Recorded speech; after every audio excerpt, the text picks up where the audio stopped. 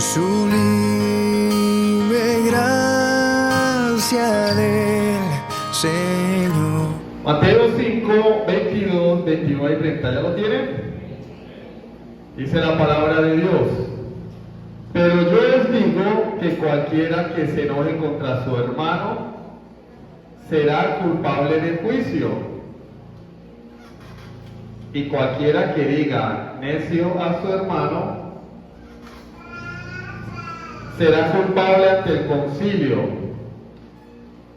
y cualquiera que diga fatuo quedará expuesto al infierno de fuego.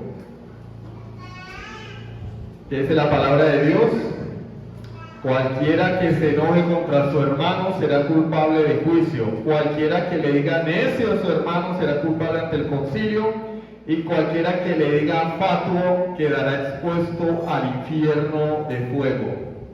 Versículo 29: por tanto, si tu ojo derecho te es ocasión de caer, sácalo y échalo de ti, pues mejor te es que se pierda uno de tus miembros y no que todo tu cuerpo sea echado al infierno.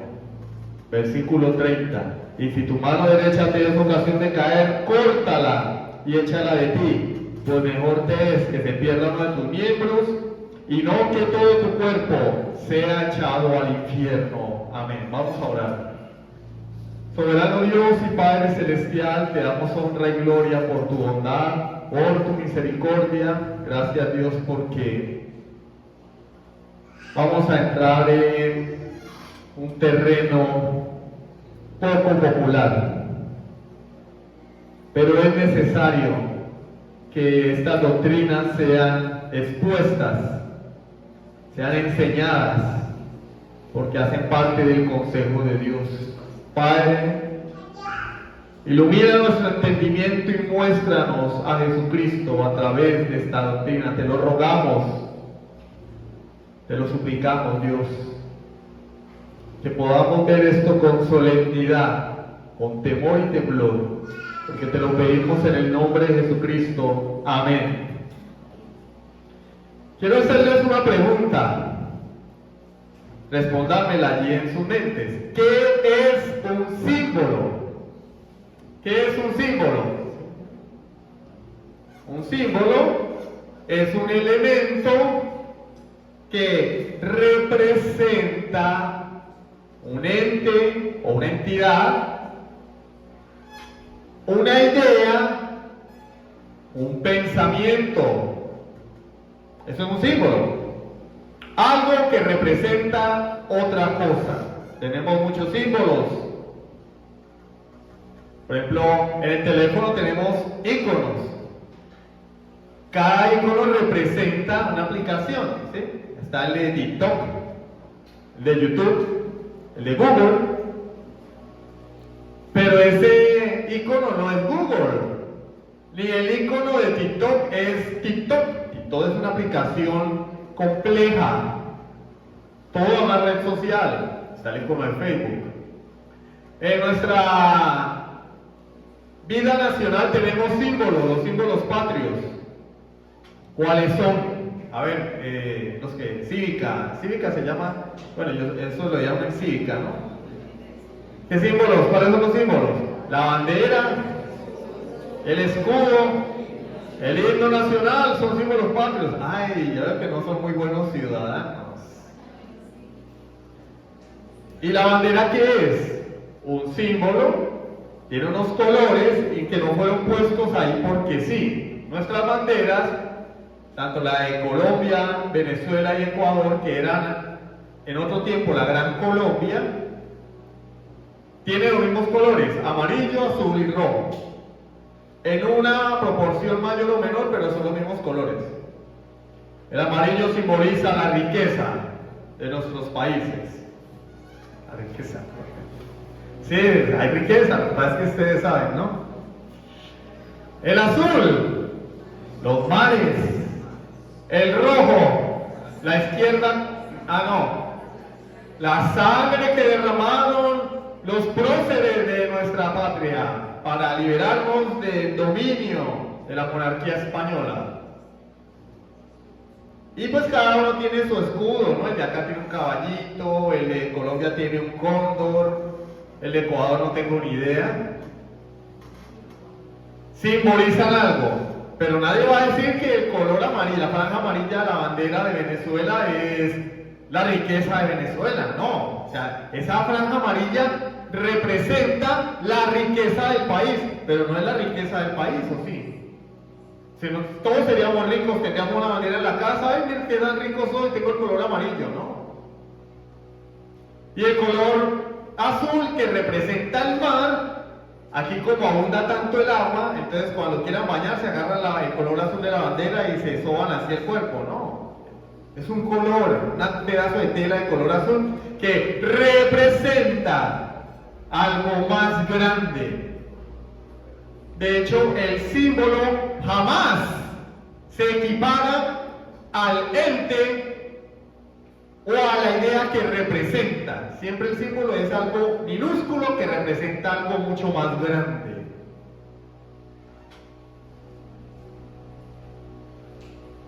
El Señor nos habla de que hay un lugar que arde con fuego y azufre, cuyo gusano nunca muere, y que es un lugar lleno de tinieblas. Y estas cosas no son más que símbolos que Jesús usa para hablarnos de algo mucho más grande y terrible. Tengamos esto en mente, el símbolo jamás se compara con aquello que representa. El título de la predicación de hoy es El infierno, mito o realidad. Hermano, ¿y por qué vamos a hablar del infierno si venimos hablando del sermón del monte? Estamos hablando de la ley, hablamos de no matarás, hablamos de no adulterarás. ¿Por qué ahora vamos a hablar del infierno? Porque no en vano el Señor Jesús 3 veces en este Sermón del Monte menciona el infierno. Versículo 22. Cualquiera que llame a su hermano necio o apóstata o lo considere digno del infierno, está expuesto, necio no, fatuo, está expuesto al infierno de fuego. Versículo 29. Si tu ojo derecho te es ocasión de caer, sácalo. Mejor te es entrar tuerto al cielo que irte completico al infierno. Versículo 30. Si tu mano derecha te es ocasión de caer, córtala. Mejor te es entrar sin una mano al cielo que con todos tus miembros ir al infierno. Pero esta doctrina es poco agradable. A la gente casi no le gusta que se les hable del infierno. Una doctrina poco popular, doctrina que se esquiva en los púlpitos. Es mejor hablar del cielo, de la bondad de Dios, del amor de Dios, ¿sí o no? De la misericordia, de la prosperidad. Uy, eso sí le encanta, aquí no. Acá no nos encanta esa falsa doctrina, pero en la mayoría de círculos cristianos, sí. Cuando se menciona el infierno, por lo general se ridiculiza. Se piensa que aquellos que creen en el infierno son un grupo de personas ingenuas. Gente mística, inmediatamente se relaciona con gente puritana, con machetes, hoces, tridentes, dispuestos a quemar a los herejes. ¡Infierno! Gente loca. Esto solamente es para la gente ignorante, que cree en esas fábulas, en esos cuentos en los que hoy en día nadie cree. Pero esto es comprensible, porque el hombre natural rechaza la idea de que haya un lugar de castigo en el que va a pagar por la ofensa que ha cometido contra Dios. El hombre natural rechaza la idea de tener que rendirle cuentas cuentas a Dios. ¿A quién de nosotros nos gusta rendir cuentas? No, todos somos empoderados. Todos somos empoderados, hombres y mujeres. A nadie nos gusta rendir cuentas. Llegará el día donde todo ser humano le rendirá cuentas a Dios. Y aquel que se halle falto irá a la condenación eterna. El problema es que el hombre ama su pecado, no se quiere desprender de él y por eso desecha la idea de un castigo.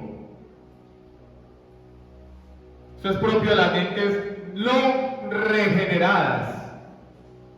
El que ama su pecado no quiere saber nada de Dios y mucho menos de un castigo o un ajuste de cuentas con el Señor.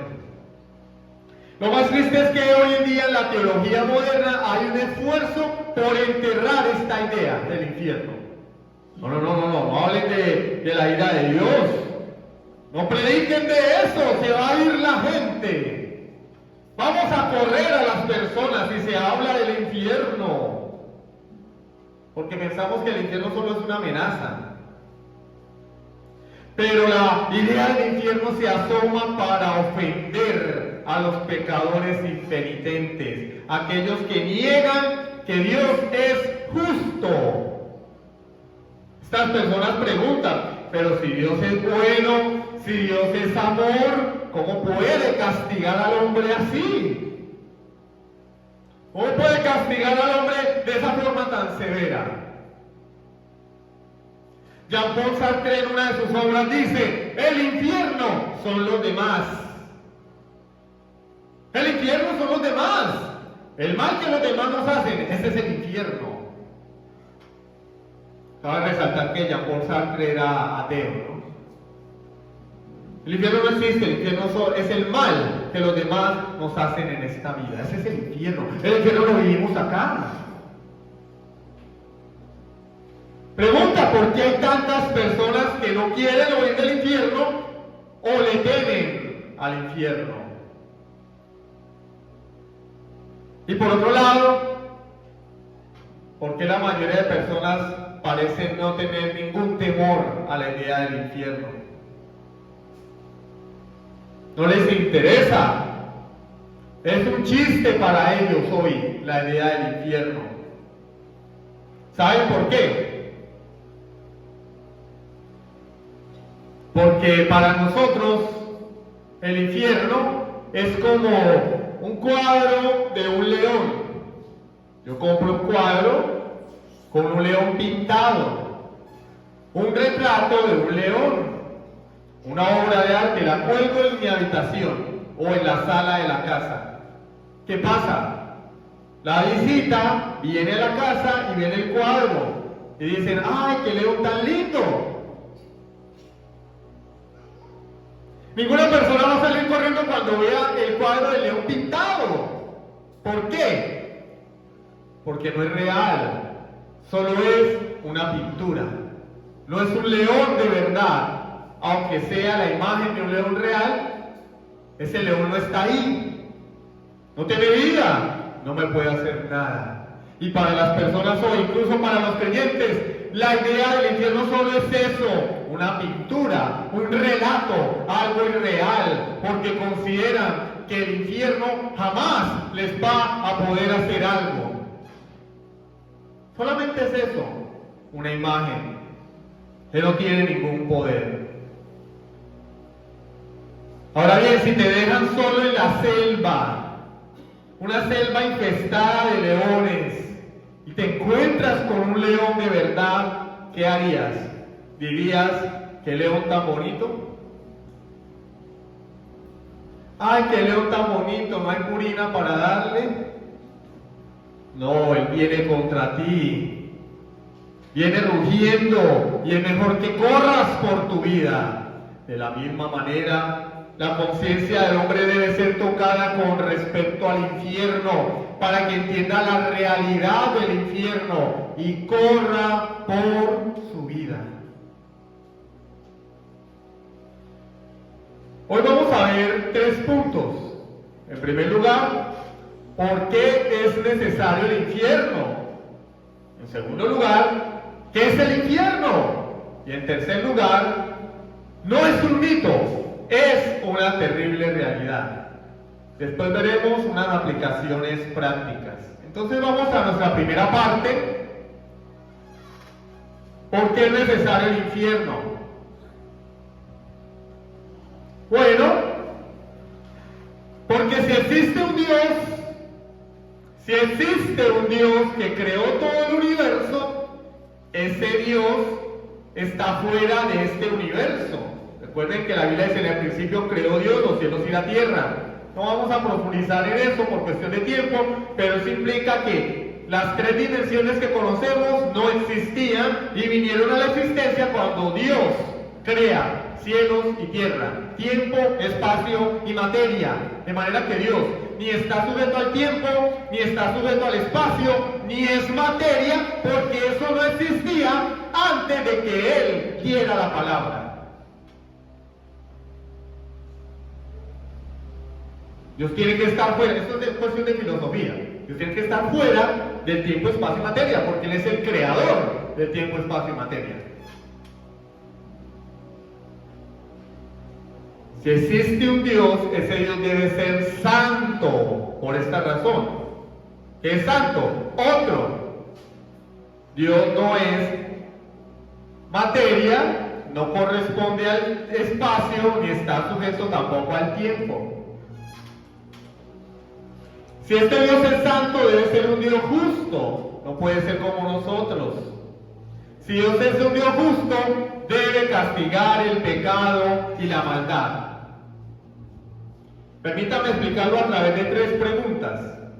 Creo que se va a quedar sin gasolina la planta. Bueno. En los tiempos de Jesús hacían el culto así.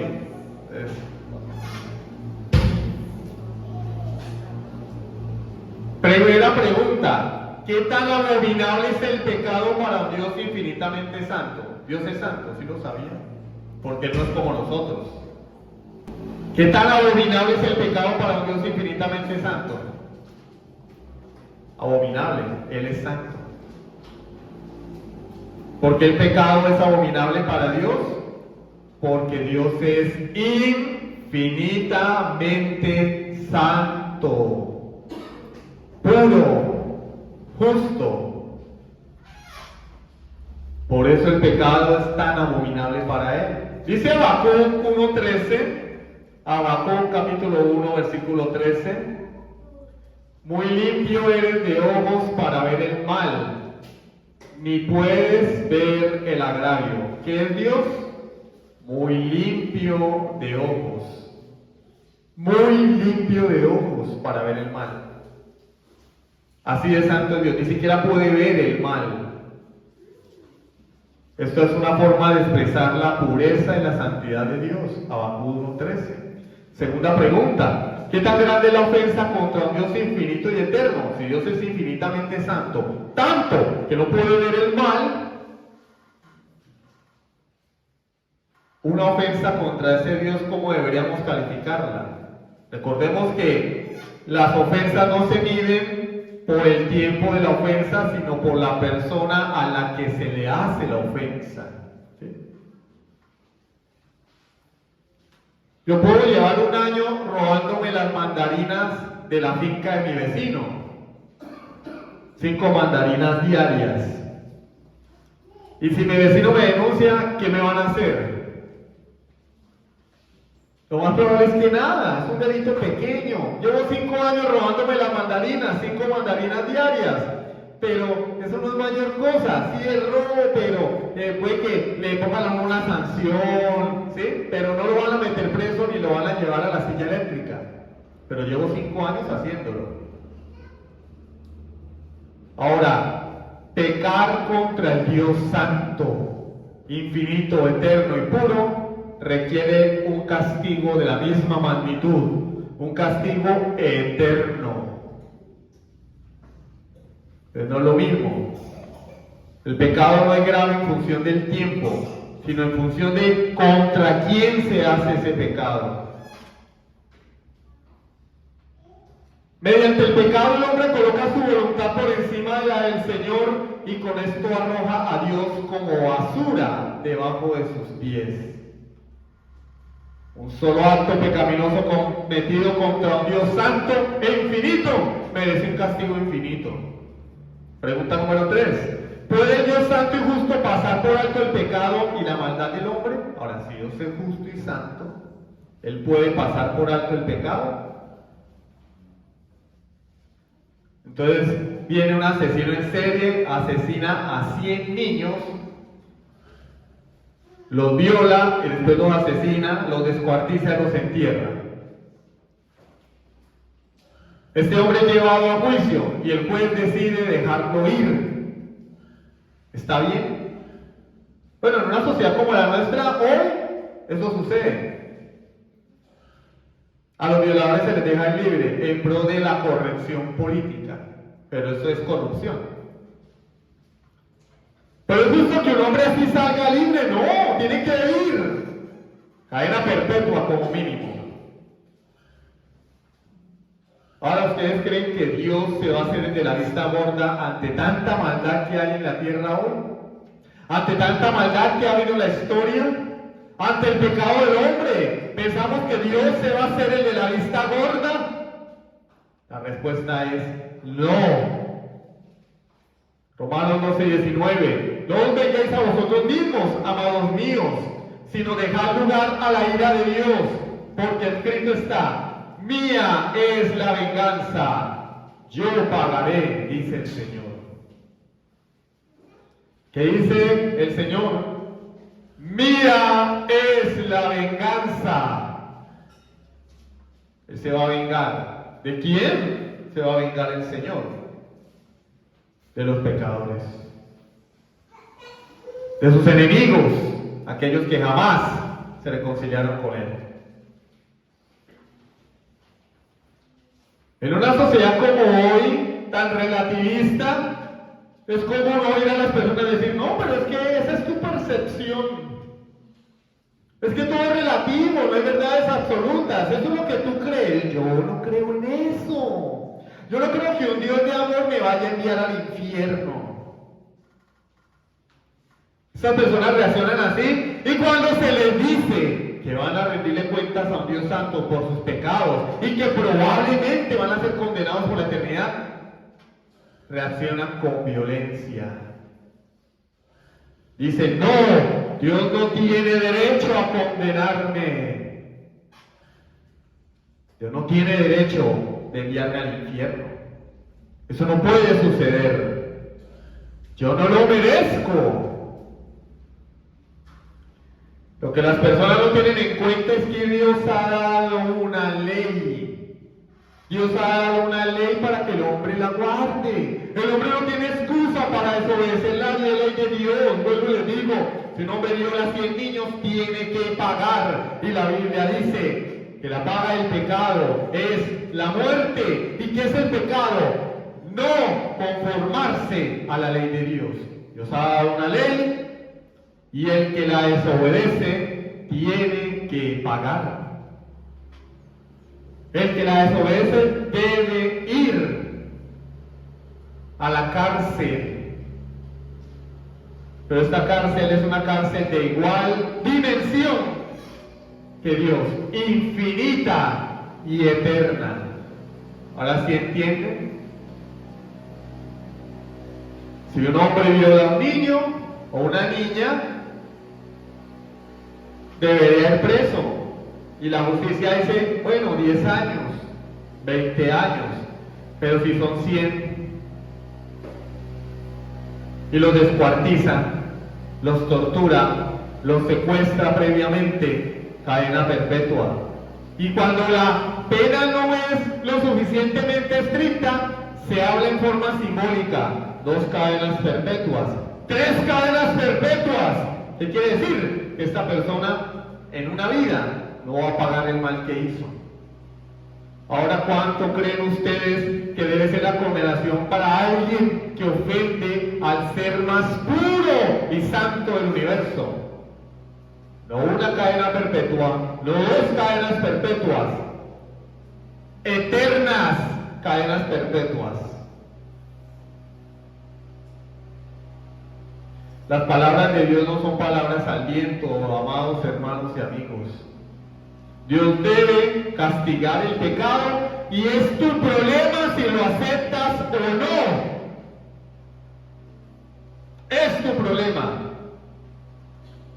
En un mundo de autopercepción como el nuestro, pues yo me autopercibo gato. Yo me puedo autopercibir súper mal, me subo al techo y me lanzo. Pero la realidad es otra. Me van a tener que recoger los intestinos cuando vengan a levantar el cadáver. Me autopercibo mujer, sí. A los 40 años tienes que ir a hacerte el examen de próstata. Así te autopercibas mujer. Me autopercibo hombre, sí. Cuando tengas problemas de útero, tienes que ir al ginecólogo. Por muy hombre que te autopercibas. Yo me autopercibo ateo. Dios no existe. Sí, eso es lo que tú crees. La realidad es otra. Yo creo que soy cristiano. Te autopercibes cristiano, pero la realidad es otra. Yo no creo que el Dios de amor vaya a castigar el pecado. Sí, eso es lo que tú crees. Tu percepción no importa. La realidad es otra. Por el hecho de que te autopercibas bueno, eso no cambia la realidad de que tú estás en las manos de un Dios airado. Estás en manos de un Dios airado. No hay nada que hacer. Juan 3:36, ¿qué dice? Juan 3:36 en el capítulo del Evangelio de Juan, que más se cita para hablar del amor de Dios. Juan 3:16, porque de tal manera amó Dios al mundo. Qué lindo, qué hermoso, qué maravilloso. Versículo 36, mismo discurso, misma persona. El que cree en el Hijo tiene vida eterna. ¡Qué maravilloso! Pero el que rehúsa creer en el Hijo no verá la vida, sino que la ira de Dios está sobre él. ¿Qué está sobre aquel que rehúsa creer en Jesús? La ira de Dios. ¿Y saben una cosa? Todos los atributos de Dios son infinitos y eternos. ¿Han oído hablar del eterno amor de Dios? Pues debemos hablar también de la eterna ira de Dios, de un Dios infinitamente santo. Esto nos lleva a nuestro segundo punto. Pregunta, hermano, pero usted nos está amenazando con un infierno. ¿Eso qué es? ¿Eso qué es? En la iglesia de donde yo vengo nunca nos dijeron tal cosa. Allá solamente nos decían, tienes que dar dinero. ¿Eso qué es el infierno? Primera vez que lo oigo. Yo no sabía que eso existía. Yo pensé que ese era el nombre de una miniteca. Infierno, sí, es el nombre de una miniteca. Pero es mucho más allá. De hecho, es consecuente. Cuando hay mucho bullerío, uno dice, ¿qué pasó? No, eso se montó allá el verdadero infierno. Hay una embestida de personas en un estadio, producto de los hinchas que están peleando. Se armó un infierno allá en ese estadio. ¿Sí han oído ese tipo de frases? ¿Qué es el infierno? En primer lugar, el infierno es un lugar. El infierno es un lugar. Podemos definirlo de la siguiente manera. Es un lugar de castigo consciente y eterno para el pecador impenitente. Es un lugar de castigo consciente, eterno para el pecador impenitente. ¿Qué es un pecador impenitente? El pecador que no se arrepiente. ¿Cuál es la diferencia entre el pecador impenitente y el pecador perdonado? Que el pecador perdonado se ha arrepentido de sus pecados. El impenitente dice, no, yo soy muy bueno, yo no soy tan malo, o como muchos de ustedes entenderán, pero allá hay gente peor que yo.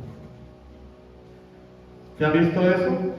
Entonces, claro, está la policía, producto de los últimos acontecimientos aquí en la frontera, haciendo retenes y investigando, y solicitando los documentos de las personas que andan en moto o en automóvil. Por favor, permítame sus documentos. Seguro, ay no, se me venció. Bueno, eso es una infracción, ¿no? Entonces ya sabe que la infracción requiere un castigo. No, pero ese que está ahí, ni seguro, ni siquiera llevaba casco, ese está peor que yo. ¿Será que señalar el mal del otro me va a librar a mí de la responsabilidad? Bueno, así actúan muchos ante las advertencias de Dios. Arrepiéntete de tus pecados. No, pero ese está peor que yo. Yo conozco a uno que va a su iglesia, que está en esto, y no se ha casado. Está peor que yo. ¿Tú crees que eso te va a librar? ¿Tú crees que eso te va a librar del juicio? ¿Tú crees que eso va a responder delante de Dios? Es que Dios te está juzgando, es a ti. A Él también lo juzgará. Pero a ti no te concierne el mal del otro, a ti te concierne tu propio pecado. El Señor aquí en nuestro texto de Mateo capítulo 5, versículo 22, versículo 29, versículo 30, utiliza una palabra, y es la palabra infierno, que viene de una palabra griega, Gehenna, con G de gato. Se pronunciaría literalmente Gehenna. Pero en español, en nuestro español motilón, ureñense, pero la palabra se pronuncia Gehenna. ¿Por qué se pronuncia Gehenna? Bueno, porque es una palabra que se deriva de Gehinom. Gehinom es la forma en la que los judíos se referían a un valle que se llamaba el Valle de los Hijos de Hinnom. El Valle de los Hijos de Hinnom. Hermano, ¿qué es el Valle de los Hijos de Hinnom? En el año 750 a.C., el rey Acaz, rey de Judá, un rey perverso. Era descendiente de David, pero era perverso. ¿Sí ven? Mis papás son creyentes, lo felicito, eso no sirve de nada. Este hombre era descendiente de David, era perverso. Sacrificó a sus hijos al dios Moloch. Cuando él muere, asciende al trono su hijo Ezequías, un hombre piadoso, que llevó al pueblo nuevamente a la oración a Dios. Pero cuando muere Ezequías, asciende al trono Manasés, rey perverso. ¿Sí ven? ¿Dónde están las maldiciones generacionales allí? Por ningún lado. Tú eres así por culpa de tu papá, no, tú eres así por tu propio pecado, arrepiéntete. Ezequías era un buen rey bueno, pero cuando muere se levanta un rey malo, Manasés. Y Manasés nuevamente lleva al reino de Judá la idolatría. Muere Manasés, le sucede su hijo Amón, igual de perverso que su padre. Y cuando muere Amón, se levanta uno de los reyes más piadosos de Judá, Josías. A los 8 años comenzó a reinar sobre Judá. Y este hombre derribó los altares, destruyó los ídolos y llevó al pueblo nuevamente a adorar a Dios y rescató la ley nuevamente. Pero una de las cosas que hizo fue destruir el valle de los hijos de Hinnom. Era un lugar de adoración a los ídolos paganos. Sacrificaban niños allí. Y Josías lo que hace es convertirlo en un basurero. Profana. Para los judíos paganos, este lugar era un lugar de adoración. Para Josías, era un lugar digno de ser un basurero. Lo profanó desde el punto de vista del paganismo. Lo convirtió en el basurero del reino. También era conocido como Tofet. Era el basurero de la ciudad de Jerusalén. ¿Qué botaban allí? Basura, animales muertos, personas muertas. Aquellas personas que no eran dignas de ser enterradas, criminales, eran arrojados allí. Cuerpos putrefactos, inmundicia, desperdicios. ¿Ustedes han ido al basurero de aquí alguna vez? Yo fui. Horrible. Pero aquí no botan cuerpos. Pero sí queman la basura. Hay moscas, hay gusanos, hay animales de rapiña. Las montañas de basura apilada eran quemadas y constantemente había una montaña de humo. Y esto pasó a ser símbolo dentro de los judíos como una representación del pecador reprobado y maldito, el lugar a donde irían los pecadores maldecidos por Dios. Para entender el infierno, entonces yo tengo que entender la palabra que Jesús usa y por qué razón la está usando. Él está utilizando la palabra Gehenna. Está hablando del botadero de basura. Por eso hablaba de un símbolo. Hay un debate si es un símbolo, si es real, sea cual sea el resultado. Si es real, sería horrible, pero si es un símbolo, es mucho peor. Porque como ya les dije, el símbolo nunca se compara con la realidad que representa. Solo es eso, un símbolo. Y el Señor usa como símbolos el fuego que nunca se apagará, el gusano, las tinieblas. Terrible cosa es lo que el Señor nos quiere decir. ¿Qué es lo que nosotros botamos en el basurero? ¿Qué es lo que ustedes tiran a la basura? El celular, ¿cierto? No, yo voy a tirar el celular a la basura porque me es muy útil. Lo necesito, lo boto a la basura. ¿Sí? El iPhone, lo tiro a la basura. ¿Qué botamos a la basura? Lo que no sirve, como una canción. Lo que no sirve, se bota. Lo que no sirve, se bota. Desperdicio, aquello que es inútil, que ya no le sirve a nadie, se bota a la basura y va a parar ¿a dónde? Al vertedero municipal. Ahora bien, ¿qué es lo que va a parar al infierno? Aquello que según la consideración de Dios es inútil para Dios, no sirve para nada, va al basurero de Dios, a su basurero cósmico. Y cómo Dios determina qué es útil y qué es inútil. Nosotros tenemos parámetros para determinar cuándo algo es útil y cuándo es inútil, pues Dios también. ¿Cuál es el parámetro por el cual Dios mide la utilidad de una persona? La justicia y la rectitud de esta persona en Cristo Jesús. Recordemos que la justicia de Dios se encarna en la persona de Jesucristo. Él es la justicia de Dios. Dice el apóstol Pablo, nos ha sido hecho justicia de Dios. De manera que aquel que está en Cristo Jesús es útil para Dios, pero el que no está en Cristo Jesús es inútil, no sirve para nada, va a ser lanzado a la basura por Dios.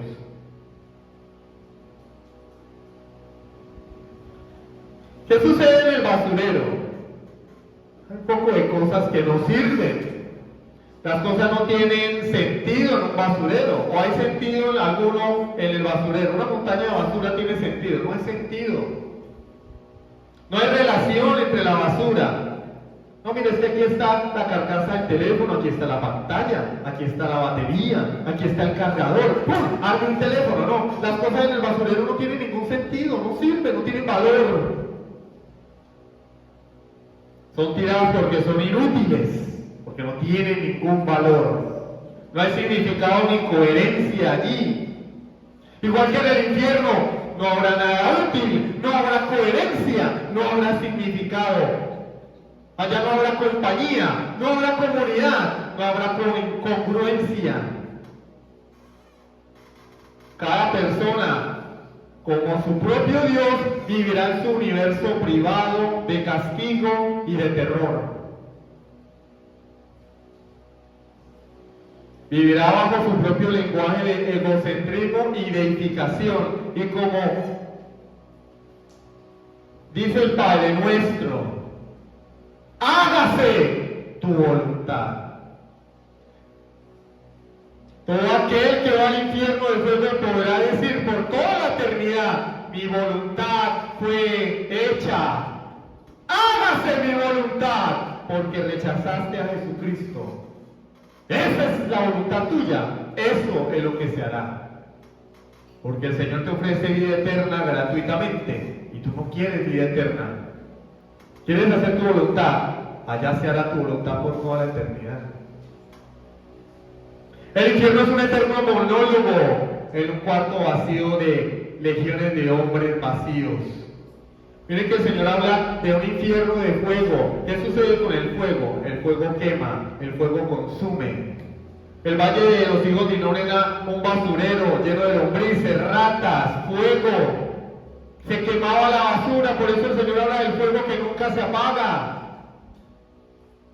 Por eso habla del gusano que nunca muere, porque en un basurero los gusanos nunca dejan de existir, nunca dejan de aparecer. Siempre tienen alimento para ellos. Pero además de el infierno ser un lugar físico, porque Jesús está haciendo referencia a un lugar físico, también es un lugar de castigo eterno.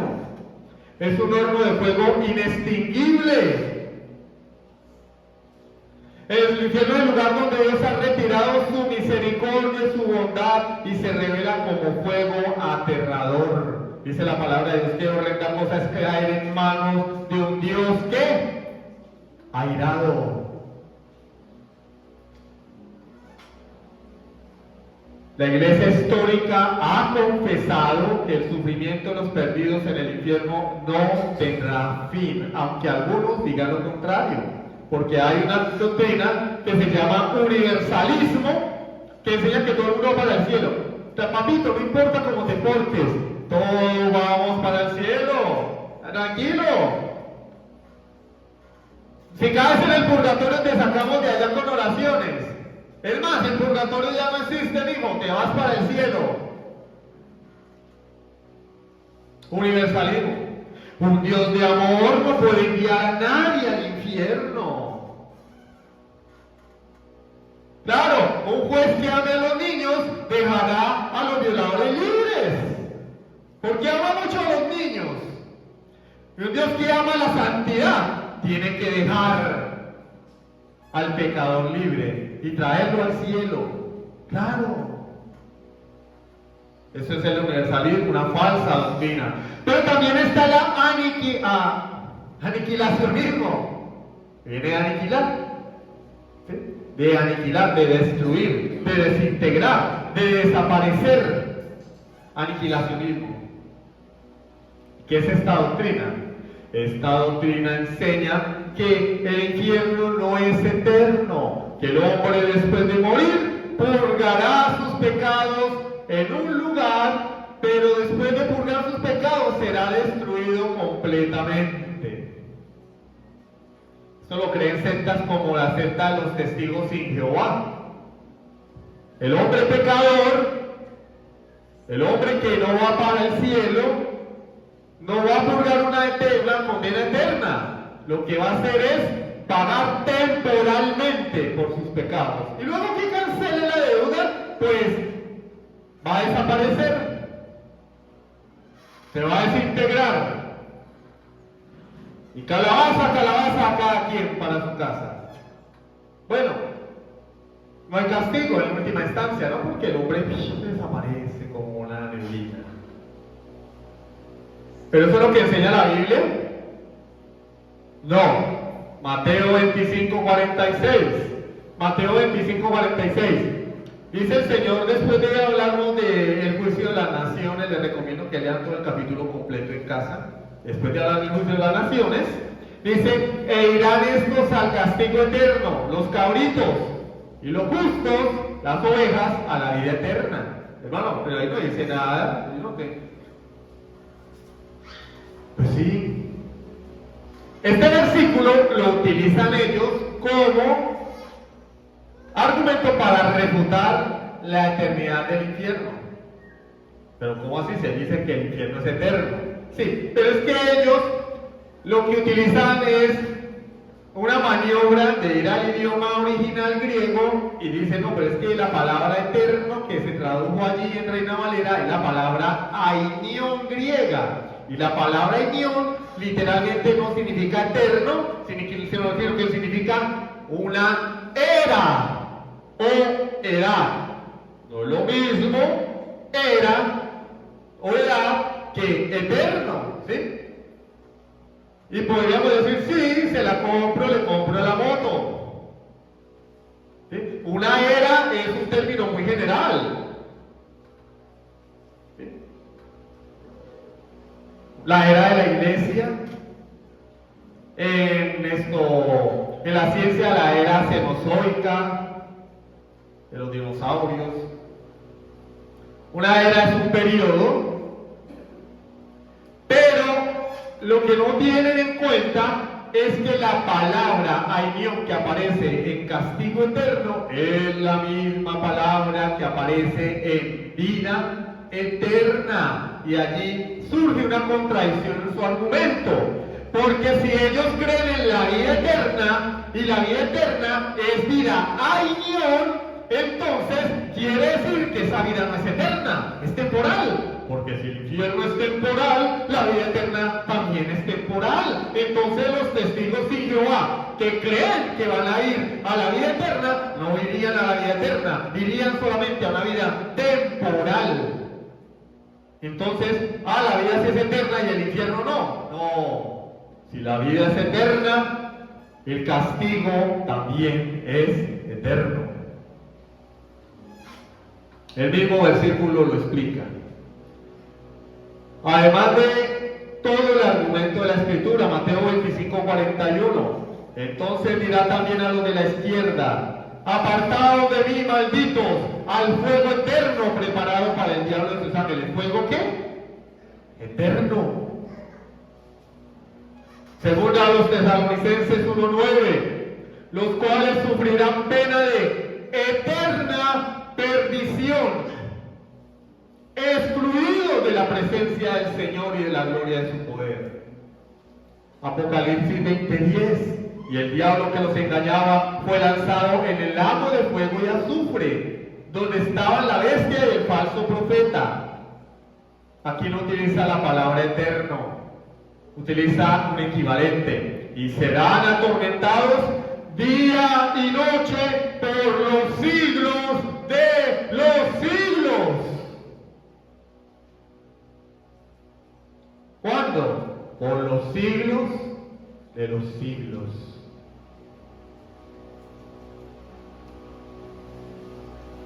Entonces el infierno es un lugar real.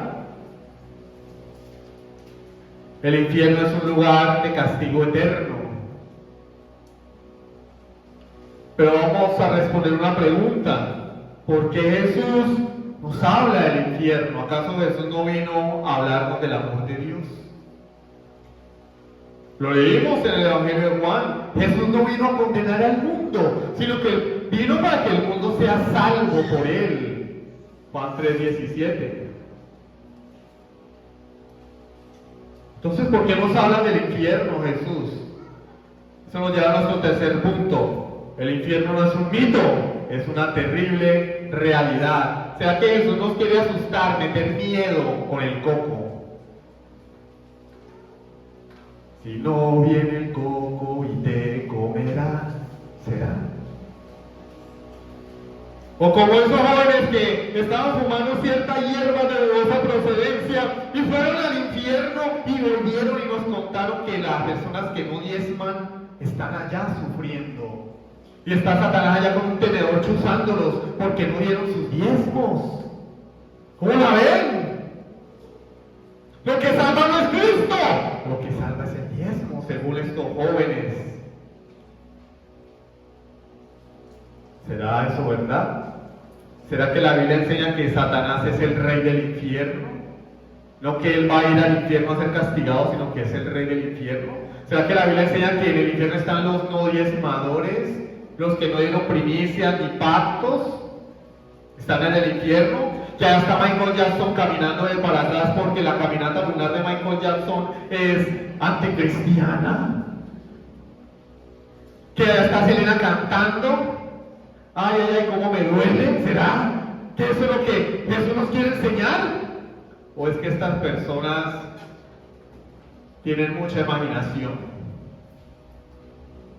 y están enseñando cosas que no están en la palabra de Dios y llevando a personas al engaño, dándoles a entender que si dan el diezmo van a ir directamente al cielo?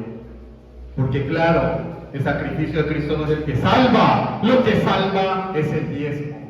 ¿Será eso verdad? Jesús no nos quiere meter miedo como estas personas que desean manipular al pueblo de Dios para obtener beneficio económico. No, Señor, de ninguna manera. El infierno no es un cuento. La persona que más habló del infierno fue Jesucristo. Mateo 10, 28, por favor. Mateo capítulo 10, versículo 28. Y no temáis a los que matan el cuerpo, mas el alma no pueden matar. Temed más bien aquel que puede destruir el alma y el cuerpo en el infierno. ¿Quién lo dijo? Jesús. No tengan temor por su vida, porque lo van a matar, porque va a venir una variante del COVID. No, teman a aquel, a Dios, porque Él puede destruir no solamente el alma, sino también el cuerpo. ¿Dónde va a destruir el cuerpo? En el infierno, porque aquellos que van a ir al infierno van a ir corporalmente. Jesús no nos advierte para meternos miedo, para manipularnos. Él quiere que reflexionemos, que caigamos en cuenta de lo que significa una eternidad sin Dios. Recordemos que la salvación tiene dos direcciones. Huimos de la condenación eterna, por un lado, y por otro lado recibimos la vida eterna. Juan 3:16. Porque de tal manera amó Dios al mundo que ha dado a su Hijo unigénito. ¿Para qué? Para que todo aquel que en él cree no se pierda, es decir, huya de la condenación, mas venga vida eterna. Hay dos direcciones en la salvación. Jesús lo que quiere es que huyamos del infierno y que vayamos a la eternidad con Él. Él quiere que sepas que Dios va a hacer justicia. Tú clamas, Dios, ¿cuándo vas a hacer justicia? Dios va a hacer justicia en la tierra cuando Jesús vuelva por segunda vez y va a pagar a cada uno conforme a sus obras. Mateo 25, 31 al 33. Mateo 25, 31 al 33. Cuando el Hijo del Hombre venga en su gloria y todos los santos ángeles con Él, entonces se sentará en su trono de gloria y serán reunidas delante de Él todas las naciones. Aquí está hablando toda la raza humana. Y apartará los unos de los otros, como aparta el pastor las ovejas de los cabritos. Y pondrá las ovejas a su derecha y los cabritos a su izquierda. Habrá una separación en aquel día.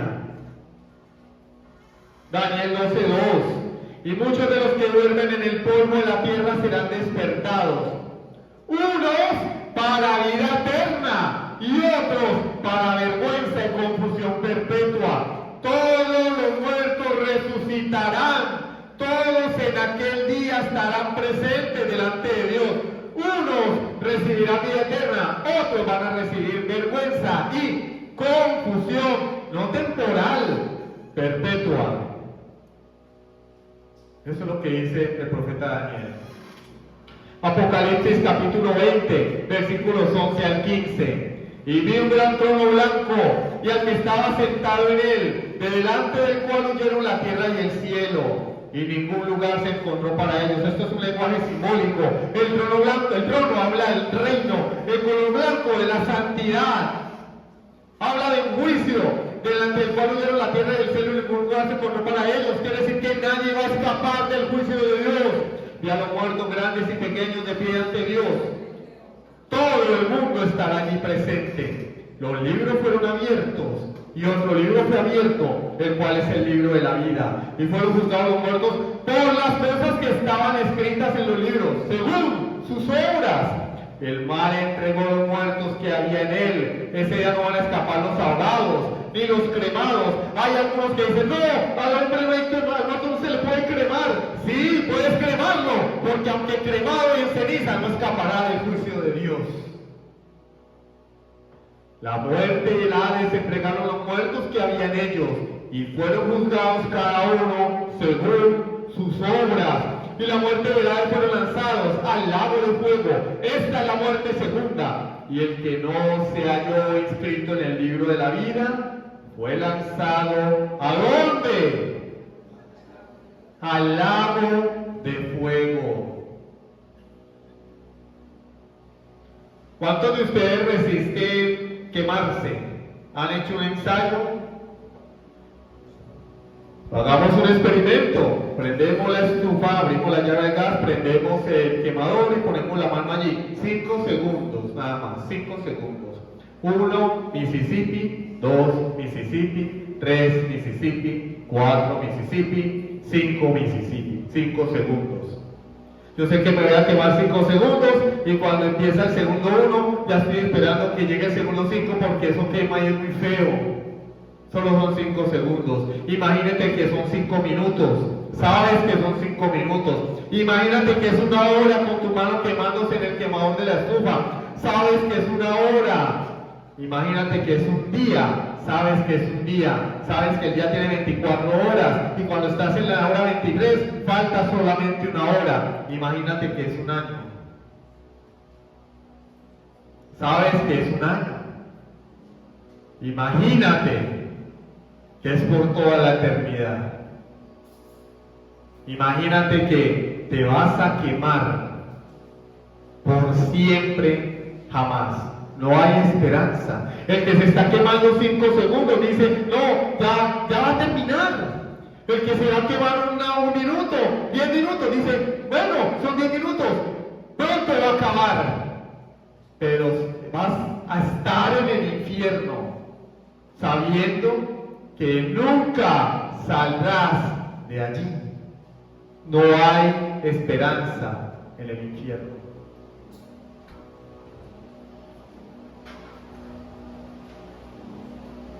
Recordemos la advertencia del Señor Jesús, Mateo 5, 29 al 30. Por tanto, si tu ojo te derecho te es ocasión de caer, sácalo, échalo de ti, pues mejor ves que se pierda uno de tus miembros, y no que todo tu cuerpo sea echado al infierno. Y si tu mano derecha te es ocasión de caer, córtala y échala de ti, pues mejor ves que se pierda uno de tus miembros, y no que todo tu cuerpo sea echado al infierno. ¿Es fácil sacarse un ojo? No. ¿Es fácil cortar un brazo? No. ¿Es fácil cortar un pie? No. El Señor habla en estos términos para enseñarnos que por muy difícil que sea renunciar a las cosas de esta vida presente, jamás se va a comparar a una eternidad en el infierno.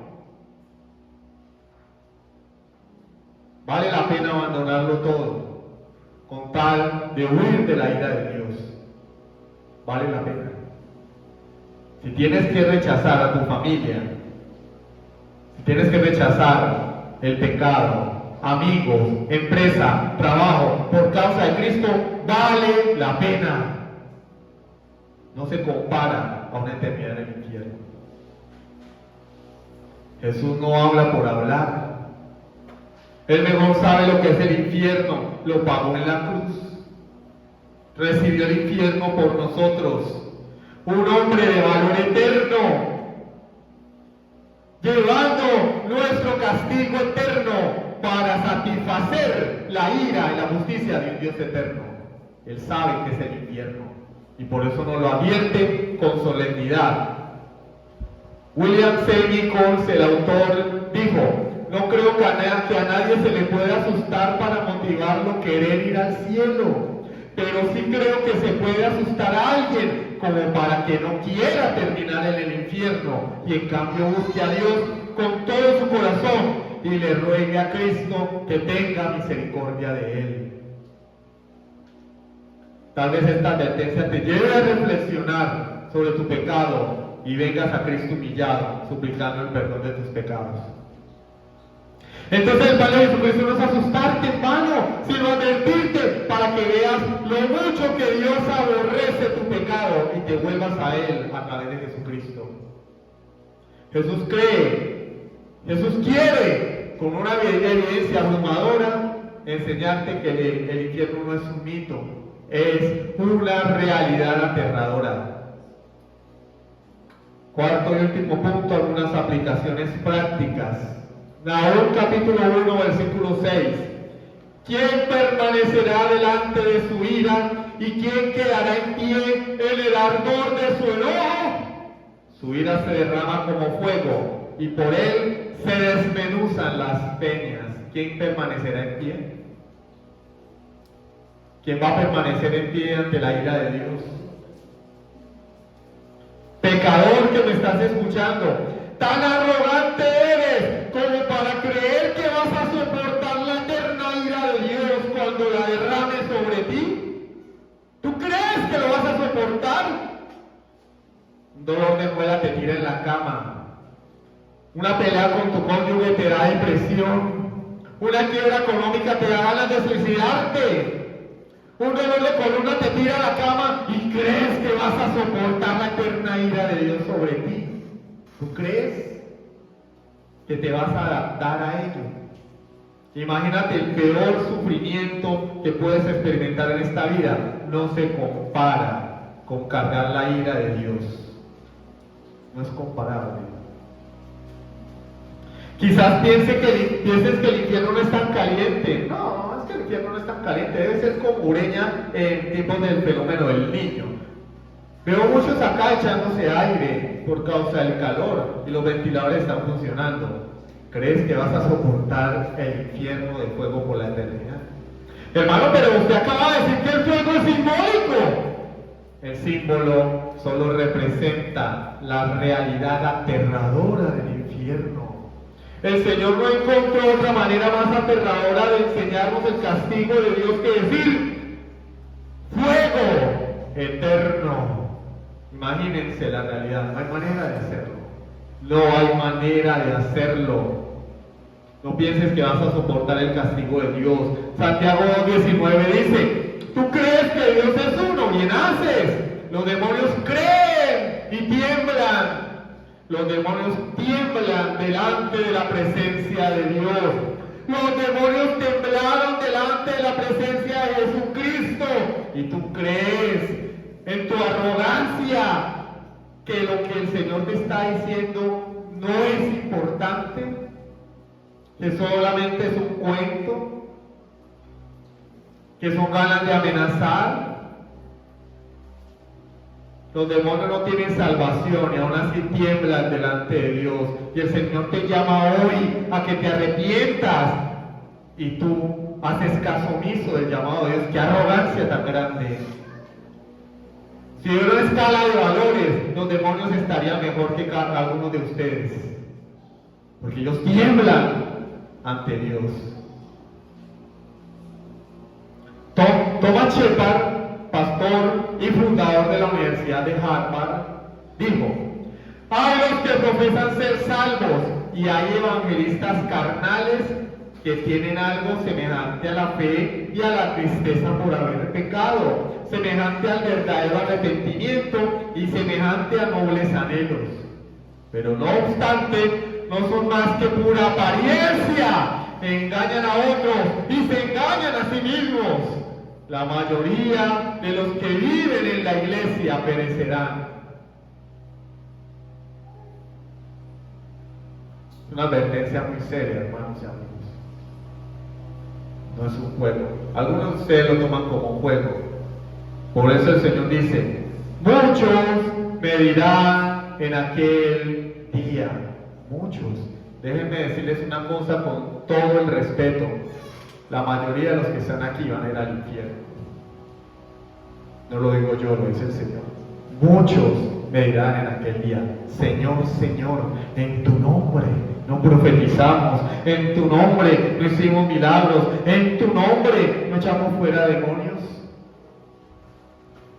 Eran creyentes, servían a Dios en el nombre de Jesucristo. Y el Señor les dice: nunca os conocí, apartaos de mí, anomos, hacedores de maldad, aquellos que viven como si Dios jamás hubiera dado una ley, aquellos que viven interpretando personalmente su propia versión de las Escrituras. A mí me parece, el pastor hermano Orison, como me quieran llamar, es un exagerado.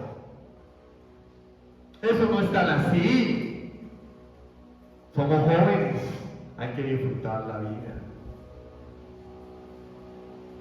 Muchos me dirán en aquel día: entrad por la puerta estrecha, porque ancho es el camino, y ancha la puerta y espacioso el camino que lleva a la perdición, y muchos son los que entran por ella. Muchos, hermanos. Esto debería ponernos a temblar a todos.